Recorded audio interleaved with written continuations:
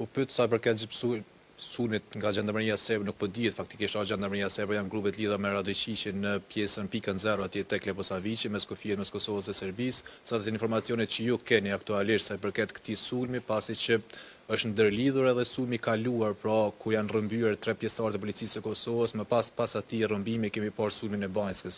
Cila është gjendja e sigurisë, nëse mund ta quajmë sa përket kësaj rrjedhë situatës edhe sa përket mandatarit të dytë, a mjafton vetëm ndrimi i mandatarit që ti bindi deputetët e tjerë që ta votojnë qeverinë, apo do duhet që dhe kabineti qeveritar të pësante ndryshime së bashku me komunikim me parti tjera politike? Faleminderit.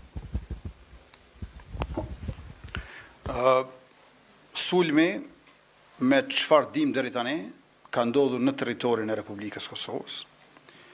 Qytetari i sulmuar, i plagosur, i rrezikuar për jetë është shtetas i Republikës Kosovës.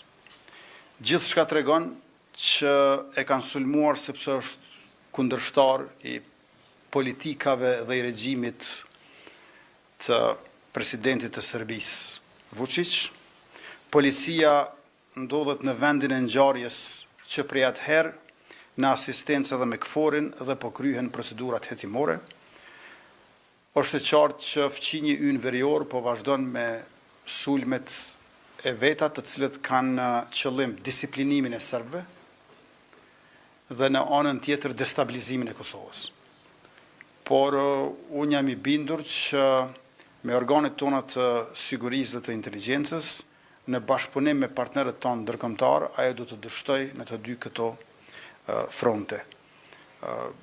Qartazi është një akt i përsëritur, mirë po ne kërkojmë edhe mbështetjen ndërkombëtare për Republikën e Kosovës, por edhe dënimin e atyre të cilët i urdhërojnë e i ekzekutojnë veprimet e këtilla kriminale me tendencë destabilizuese. E keni dëgjuar pa numër herë se si fqinji ynë verior flet për shkeljen e të drejtave të serbëve në Kosovë, mirë po gjithçka po tregon që janë forcat e armatosura të fqinjit tonë verior, ato të cilat e sulmuan një serb të Kosovës që është shtetas i yni. Pra ata nuk flasin për të drejtat e serbëve, por në fakt për disiplinimin e tyre. Ne jemi shtet demokratik, besojmë në të drejtat e njerëzit, në të drejtat e pakicave apo komuniteteve jo shumicë siç quhen tek ne, dhe gjithashtu në pluralizëm politik e në sundim të ligjit. Dhe në këtë rrugë tonën nuk ka mundësi jo vetëm të na ndal, por as të na vonoj askush. Organet tona të sigurisë dhe të inteligjencës, në bashkëpunim me Euleksin dhe me KFOR-in, e kanë ngritur nivelin e angazhimit në mënyrë që të ketë paqe dhe siguri gjithandej Republikës së Kosovës, përfshirë edhe pjesën veriore. Policia e Kosovës ka bërë me dije se më 1 nëntor ka pranuar informacion se në zonën e Leposaviqit, një shtetas i Kosovës i nacionalitetit serb, dyshohet se është plagosur dhe më pas është rrëmbyer brenda territorit të Kosovës nga Gjandarmeria e Serbisë. Vendi i ngjarjes, ku raportohet se ka ndodhur rasti, dyshohet se gjendet brenda territorit të Republikës së Kosovës, pra brenda hapësirës, siç quhet pika 0, në afërsi të zonës së Leposaviqit, në mes të Republikës së Kosovës dhe asaj të Serbisë. Për rastin, policia e Kosovës ka njoftuar dhe ka bashkëpunuar me KFOR-in si përgjegjëse për zonën dhe brezin kufitar. Kështu sqaroi policia e Kosovës përmes një njoftimi më 3 nëntor. Sipas burimeve të medias Arbresh.info, personi i cili u rrëmbye dhe u plagos nga Gjandarmeria e Serbisë është Milan Vukasinović, i cili është i punësuar në pikën kufitare të Jarinjës si punëtor i Byros Kosovare të Sigurimeve. Ai po ashtu është antar i iniciativës qytetare Fytyrë e Re, Drejtësia Popullore.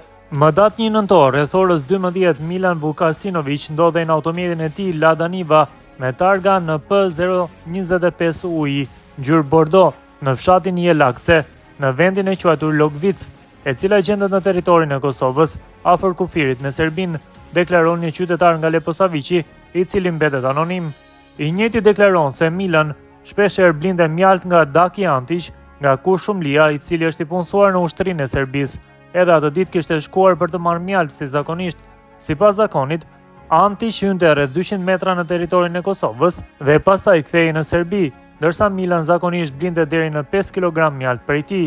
Gjatë mbërritjes në vendin e takimit, nga pylli dolën disa persona të armatosur, të veshur me uniforma të zeza dhe të gjelbra, me maskra në fytyrë.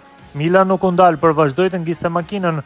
Radojqishi, i njohur si Frikacak, siç thuhet në dëshminë e siguruar nga Arbresh.info, gjithmonë qëllon nga pas dhe ashtu kishte vepruar edhe këtë herë. Dëshmitari bën të ditur se pas ngjarjes tragjike, grupi terroriste kishte transportuar Milan në spitalin e Prokupljes me duar të lidhura. Nga autoambulanca, Milan kishte arritur të telefononte nënën e tij dhe t'i tregonte se ishte sulmuar në Kosovë dhe se ishte plagosur e po e dërgonin në spitalin e Nishit. Ndërkaq, më 2 nëntor, burimi thot se përmes miqve nga Nishi, u mësua se Milan ndodhej në gjendje të rëndë shëndetësore me një veshk të hequr, me dëmtime në cipën e zemrës dhe me plumë në shtyllë korrizore.